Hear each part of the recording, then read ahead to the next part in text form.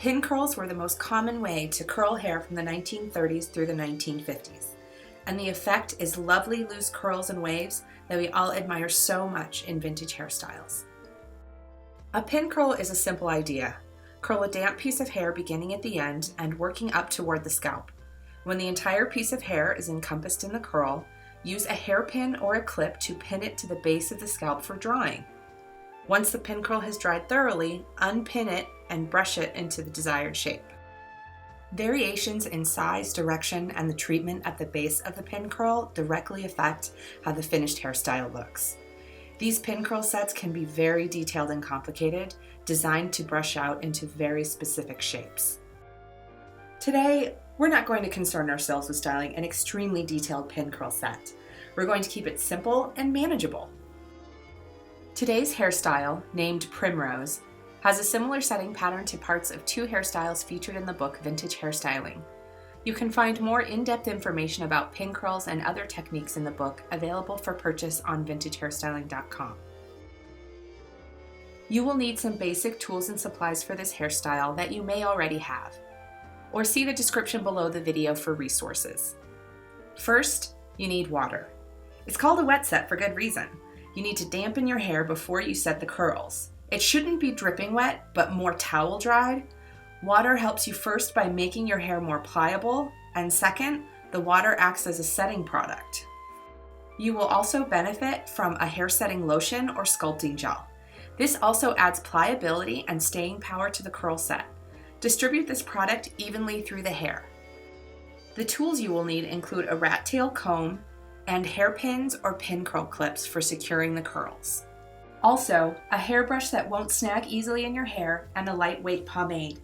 The pomade acts to control frizz and flyaways while you are brushing and also helps bind the hairs together while forming the final hairstyle. Two other tools that are not necessary but very helpful are the Roll and Go hair tool. Its round tooth configuration makes rolling pin curls quick and easy, and a hooded hair dryer. There are smaller home use ones available from your local beauty supply store and online. Here is a diagram of the stand-up pin curls to be set in the top section of hair between the peaks of your eyebrows. These curls are rolled in a counterclockwise pattern. Please note that for these first front curls, the base of the sections are split into opposite diagonals going back from the forehead. This will ensure that there are no gaps at the hairline when you brush it out.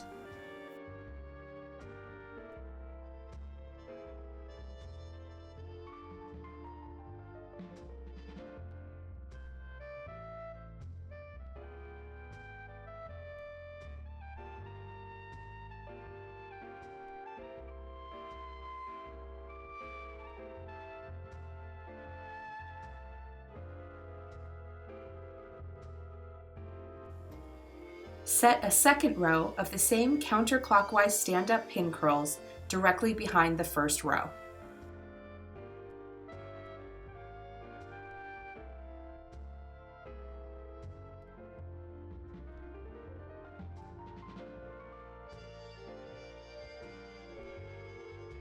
This is the diagram for the right side of the set directly above the ear.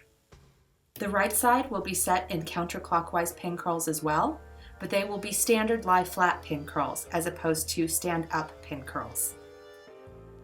This rotation is sometimes also referred to as a reverse curl.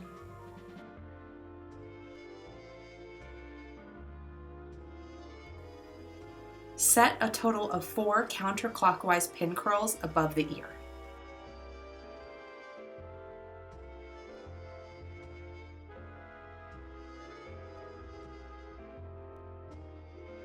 The left side is set similar to the right, only this time the curls are clockwise or forward curls.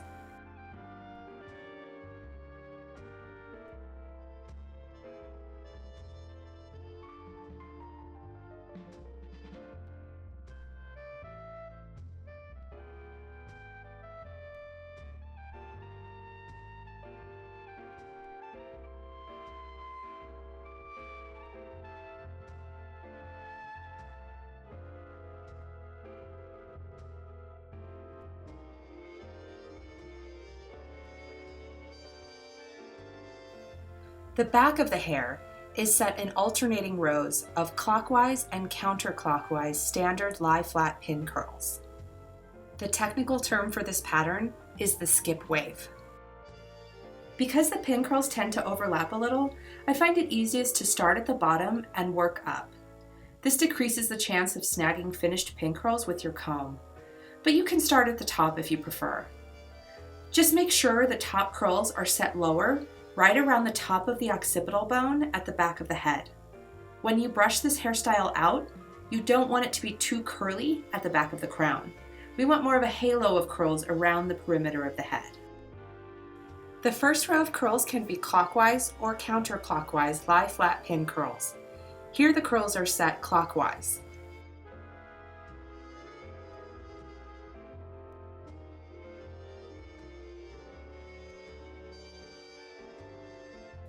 The second row of curls should be set in the opposite direction of the rows below and above it.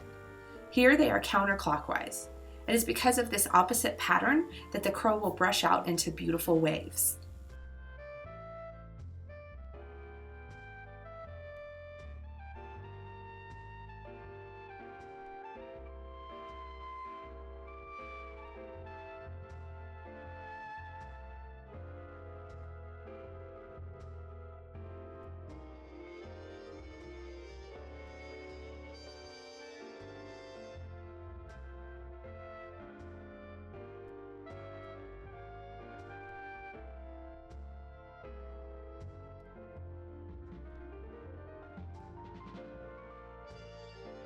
The third row of curls are rolled in the same direction as the first row.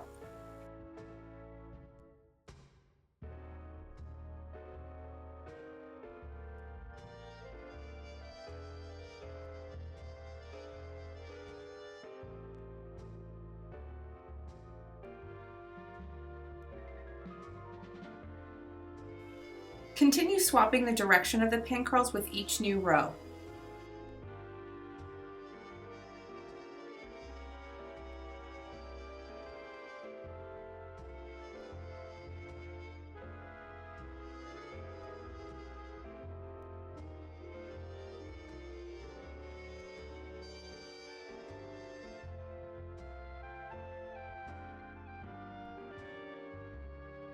As I mentioned earlier, with the final top row, make sure the top curls are set lower, right around the top of the occipital bone at the back of the head.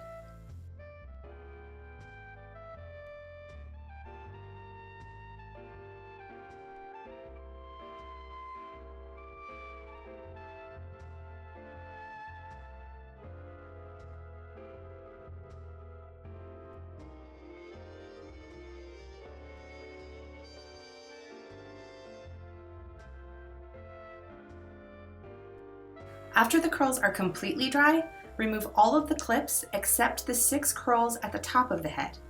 Be sure the curls are completely dry or the set will not hold the curl. While you are going through the brushing process, you will want to work a light pomade through the hair.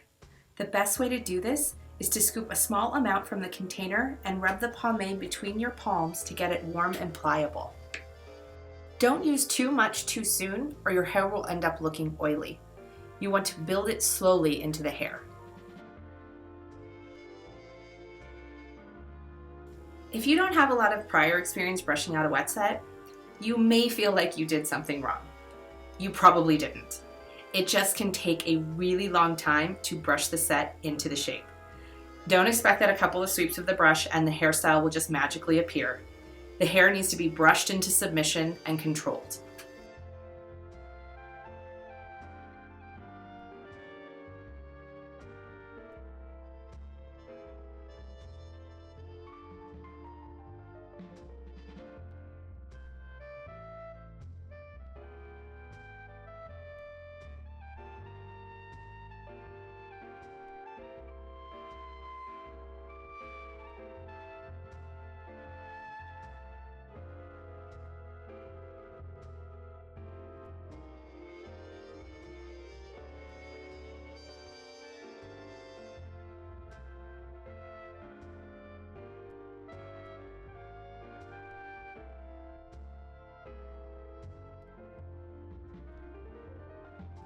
Last, Remove the clips from the top stand-up pin curls and brush the entire hair section up into one unit.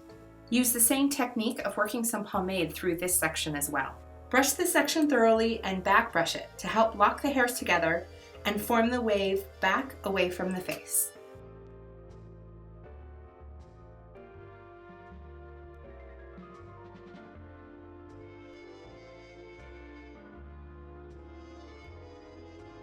Continue perfecting the curls and waves with your fingers and spray with hairspray.